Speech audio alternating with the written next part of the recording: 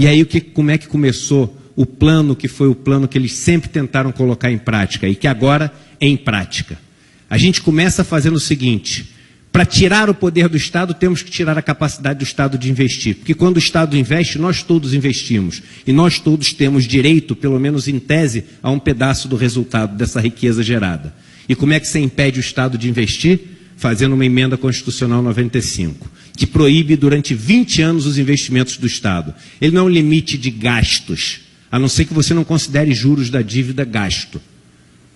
E aí, quando você impede o Estado de investir, a gente olha e fala o seguinte: mas e agora? Como é que a gente vai crescer? Se a gente precisa gerar riqueza para sobreviver, alguém tem que investir. Aí surge a iniciativa privada na mão de meia dúzia de pessoas e fala o seguinte: não se preocupem, eu vim para salvar vocês. Eu sou o salvador da pátria. Aí a gente fala: mas você investe? Aí eu invisto, eu gero empregos, eu gero crescimento, mas... E aí, assim como um sequestrador que assalta um banco e bota as pessoas de refém, ele começa com as exigências. Primeira exigência: eu quero que vocês passem uma reforma trabalhista. Aí eu começo a investir. O que é a reforma trabalhista se não diminuir o custo da mão de obra? É tão simples quanto isso. Você faz com que as pessoas possam trabalhar mais em condições diferentes, com menos poder de negociar o valor do seu trabalho, com menos poder de combater as ilegalidades que são feitas contra eles. O que acontece imediatamente com o preço da mão de obra?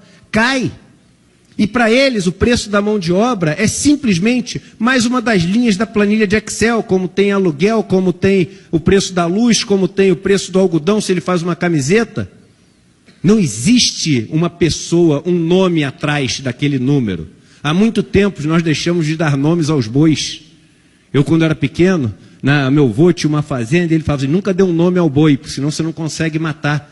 A gente parou de dar nome aos bois e hoje a gente mata, sem preocupação. Somos todos números de uma planilha de Excel, sujeitos a cortes, emendas e contas de chegada.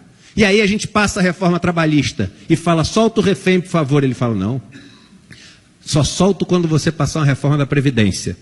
E aí a gente passa a reforma da Previdência. E ele não vai investir, porque ele só vai fazer quando a gente passar a reforma tributária. E a gente vai fazer a reforma tributária. E ele não vai passar só quando a gente fizer uma reforma administrativa e diminuir o tamanho do Estado. E quando tiver feito tudo isso, ele não vai investir. E vai falar o seguinte: na verdade, o que precisa é o Estado voltar a investir para induzir. E aí vai cair a emenda constitucional 95. Mas quando ela cair, todos os mecanismos foram feitos para não cair nada da riqueza que for gerada na mão do trabalhador, na mão daquelas pessoas que geram a riqueza. E vão cair só na mão dessas pessoas que concentram já todo o capital do Brasil. Num país como esse, não existe democracia, porque a verdade é que a meia dúzia de famílias que detêm esse poder econômico no Brasil, elas decidem qual a reforma da Previdência que vai passar, elas decidem qual a reforma tributária que vai passar, elas definem qual é a reforma administrativa que vai passar, mas tem uma diferença.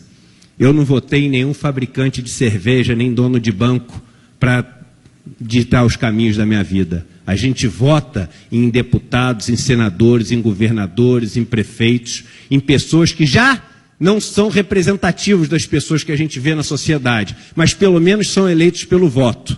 Agora, não são esses empresários que devem ditar os caminhos que a gente deve seguir. E enquanto a gente acumular essa riqueza, esse capital na mão dessas pessoas, a gente vai ter uma falsa impressão de que os rumos desse país vão estar sendo tomados pelas pessoas que foram votadas, mas vão estar sendo tomados por aquelas pessoas que detêm mais o dinheiro. A gente vive num país onde cada CPF não vale um voto, cada real vale um voto, quando a gente está falando sobre os caminhos que vão ser decididos para a gente seguir. E é isso que a gente tem que mudar para poder viver num país mais democrático.